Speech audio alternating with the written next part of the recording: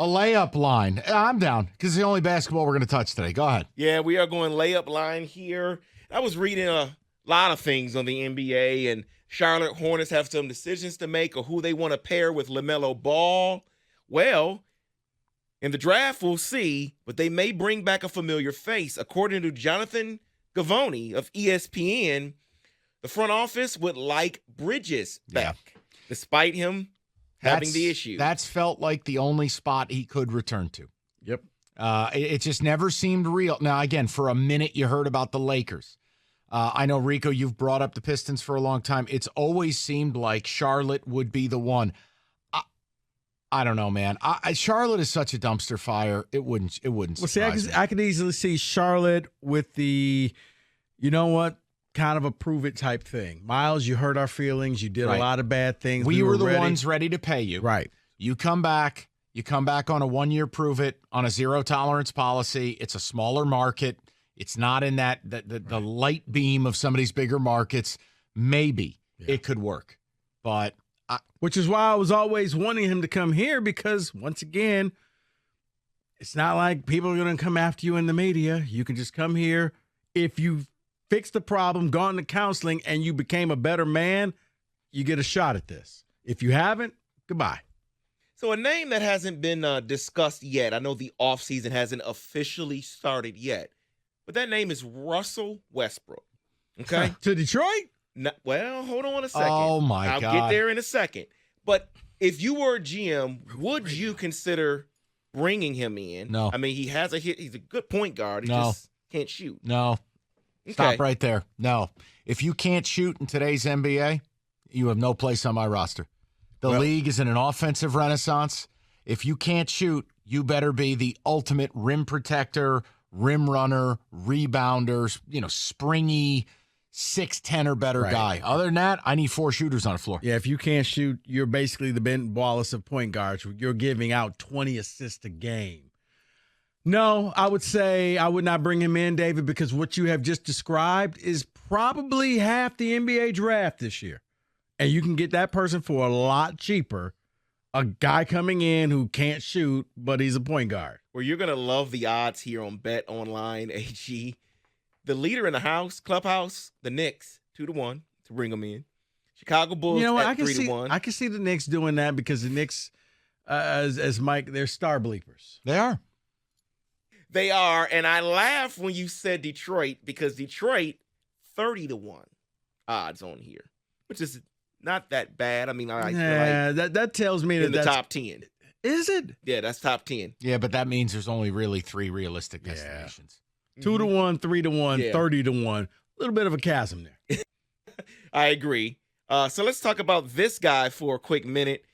Talk about Jokic, okay? Mm-hmm. Based off a tweet that I saw, I want to ask you some questions on him. Magic Johnson sent this tweet out.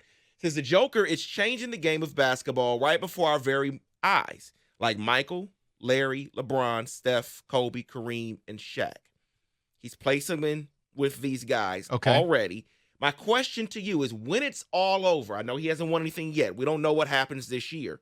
When it's all over, will he have the type of impact that any of these guys? No, because I don't know what the hell he's talking about. I don't tell me what I'm watching other than pure dominance. I mean, I've seen this from bigs. I've seen this from Giannis. What you're seeing is those guys all kind of did something to change the game. To me, Jokic he's a 90s center. If you put him in the 90s, he's okay. He's above average. Not saying he would be horrible, but everybody in the 90s had a big man, had a center. You had to in order to win.